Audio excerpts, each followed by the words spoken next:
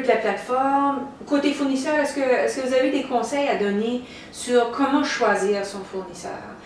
Parce qu'il y a de l'arnaque, on le sait, il y a des gens aussi, je le pose aussi dans la dimension où les gens ont une appréhension, ils ne savent pas par où commencer, ils ne savent pas quelles questions poser, et je ne sais pas si vous avez quelques commentaires à faire sur comment choisir son fournisseur pour créer son site web. Mais je pense que premièrement, on a déjà touché pas mal de points. Là, les gens devraient avoir des questions à poser au niveau de la plateforme. Est-ce que je vais être capable de publier du contenu? Est-ce que c'est bien fait pour les réseaux sociaux et tout ça? Est-ce que, bon, il y a toutes ces choses-là. L'autre chose, c'est, je pense, faire affaire avec quelqu'un qui ne va pas tout de suite tomber dans le technique du site web ou pas tout de suite tomber non plus dans le design du site web. Mais quelqu'un qui va prendre le temps de bien comprendre votre entreprise, bien comprendre qui est la clientèle cible, puis bien comprendre aussi c'est quoi vos objectifs d'affaires. Parce qu'avant même de faire un site web, on fait un site web parce qu'on est un artiste ou on est en affaires, ou j'allais dire nécessairement parce qu'on est une entreprise, mais pas nécessairement, mais parce qu'on veut avoir une présence sur le web et on veut rencontrer des objectifs avec ça finalement, parce qu'on veut peut-être aller générer comme je disais, des prospects, générer des clients et tout ça. Donc, il y a un objectif en arrière qui n'est pas juste « je veux un site web ». Il faut pousser la réflexion à savoir à qui je m'adresse, quels sont mes objectifs et tout ça. Et par la suite, on peut proposer un design, une arborescence. Une arborescence, c'est quelle page va aller où, quel contenu va aller où. Donc, je pense qu'avec ça, on serait sur une bonne piste. Je pense aussi, si vous me direz si vous êtes d'accord, que je pense que c'est aussi important de demander aux gens leur expérience. Est-ce que vous en avez fait par le passé? Est-ce que vous pouvez me faire voir votre portfolio? On a abordé aussi la question tout à l'heure du logiciel libre versus la technologie propriétaire. Donc, il y a peut-être des questions par rapport à la technologie propriétaire là, à poser en supplémentaire, parce que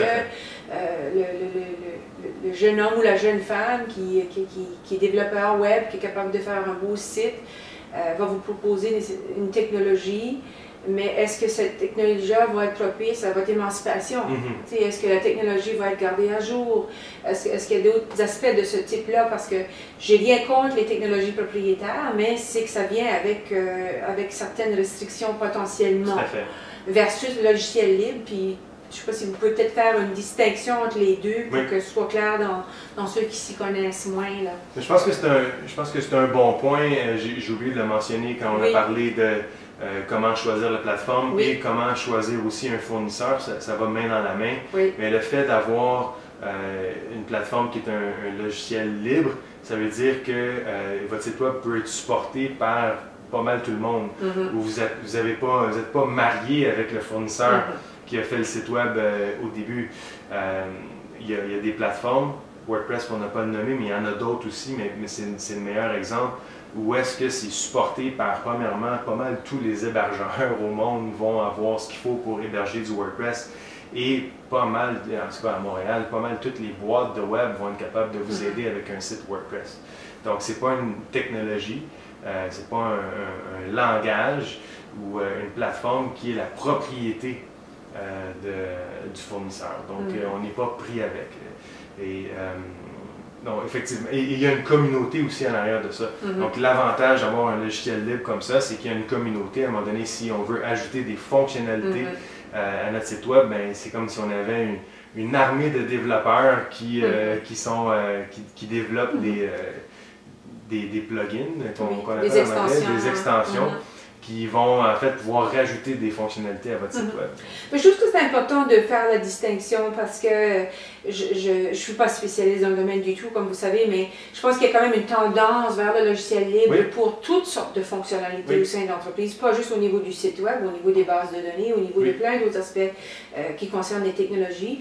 Et je trouve que c'est intéressant pour les entrepreneurs de commencer à se familiariser avec ce concept-là de logiciel libre qui vient avec ses forces et ses faiblesses sûrement, mais moi je suis d'avis comme vous que le fait d'avoir toute une communauté autour qui entretient cette plateforme-là a des avantages. Cela dit, on n'est pas là pour pointer du doigt la technologie propriétaire. Il y a certainement de très bons fournisseurs, mais veillez, comme entrepreneur, à poser les questions pour vous assurer que votre site web va pouvoir grandir avec votre entreprise. Vous allez être capable de travailler pour une bonne période de temps avec cette technologie. Je pense que c'est ça qui est intéressant à voir avec votre fournisseur, entre autres. 100% d'accord. OK.